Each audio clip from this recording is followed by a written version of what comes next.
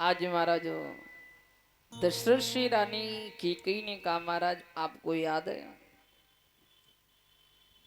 पहला वर भरत का राज्याभिषेक और दूसरा वर राम को 14 वर्ष का वनवास। ध्यान देना भक्तों, राम कौन है?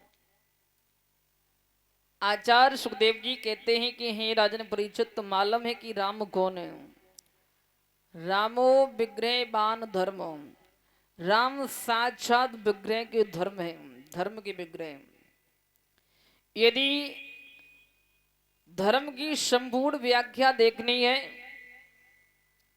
तो रामचरित्र में देखो, धर्म की संपूर्ण व्याख्या राम के चरित्र में सम्मिलित है।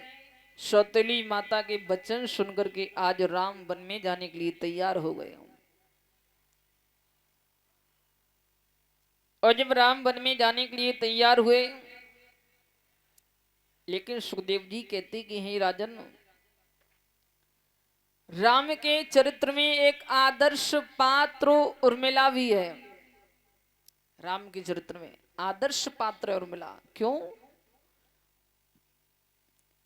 जब राम जी वन में जाने के लिए तैयार हो गए तो साथ में छोटे भ्राता लक्ष्मण भी तैयार हुए।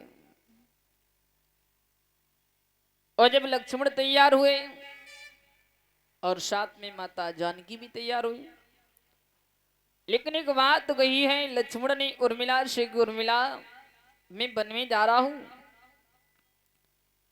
लेकिन 14 वर्ष तक आपकी आंखों में आंसू नहीं आना चाहिए। ये आदर्श पात्र है उर्मिला, ब्रह्मा की सृष्टि में भी। अब आप बताओ, 14 वर्ष तक आंखों में आंसू नहीं आना चाहिए, आपको शोक नहीं मनाना चाहिए। अगर आपकी आंखों में आंसू आया, शोक मनाया, तो भला धर्म कैसा है? लक्ष्मण ने चलते समय ये बात उर्मिला से कही।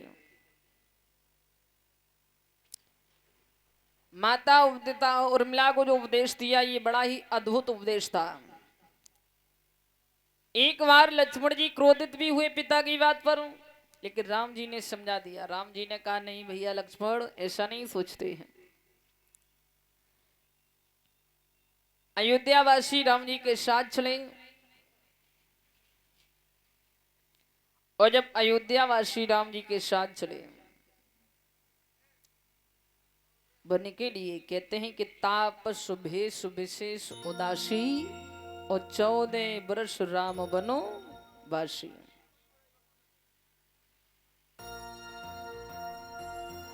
तापस भगवान श्री राम,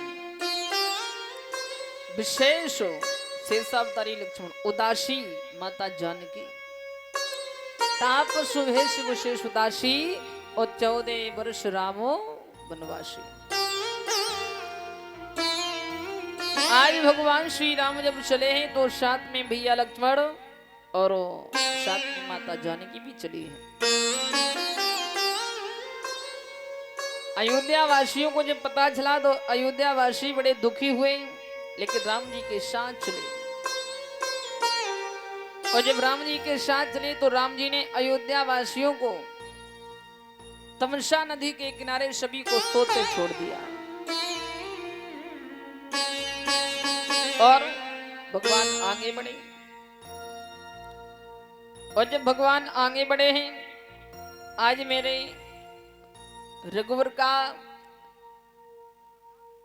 पदा अर्पण हुआ श्रृंगवेर में। श्रृंगवेर में जब पदार्पण हुआ तो निषाद राजगुरु से रात्रि भर वार्ता हुई।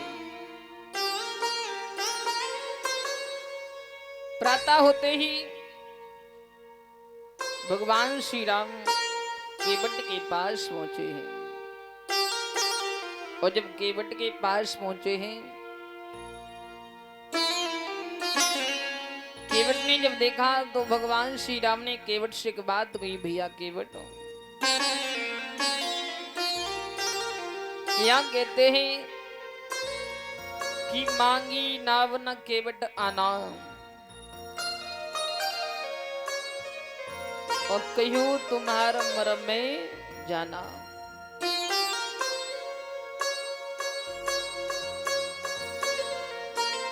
चौपाई में अर्थ आता है कि मांगी नाव न केवट आना। नाव मांगी लेकिन केवट नहीं आया। मांगी नाव न केवट आना। भगवान श्री राम ने जब नाव मांगी तो केवट आया।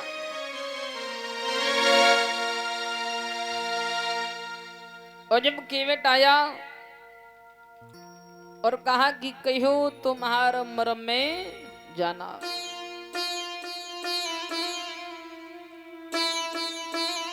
केवट ने जवाब दिया, मैं तुम्हारे मर्म को जानता हूं। भगवान श्री राम ने लक्ष्मण से बात कही, भैया लक्ष्मण ये केवट क्या कहता है। लेकिन केवट जानता है कि नबका का भी उद्धार होना है। केवट ने कहा, मैं ऐसे आपको नाव नहीं बैठा लेंगे, जब तक मैं आपके चरण नहीं धोएंगे तब तक मैं आपको नबका में नहीं बैठा लेंगे। ये केवट कौन था? ध्यान देना भक्तों, केवट ये भी जानता है कि नबका का भी उद्धार होना है। सतयुग में जो केवट हुआ ना, ये क्षीर सुंद में रहता था। ये कछुआ था और जब क्षीर सुंद में रहता था तो एक बार उसके मन में भाव आया कि मैं भगवान के पैर छूऊंगा।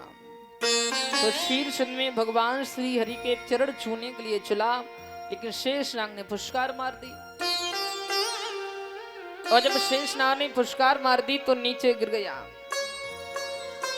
अब बार बार कोशिश करता है भगवान के चरण छूने के लिए, लेकिन शेषनाग बार बार फुसकार मार देते हैं।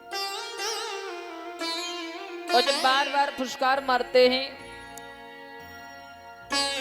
अंत में जब उसकी अंतिम श्वास निकली है, कछुआ के मन में भाव था कि मैं प्रभु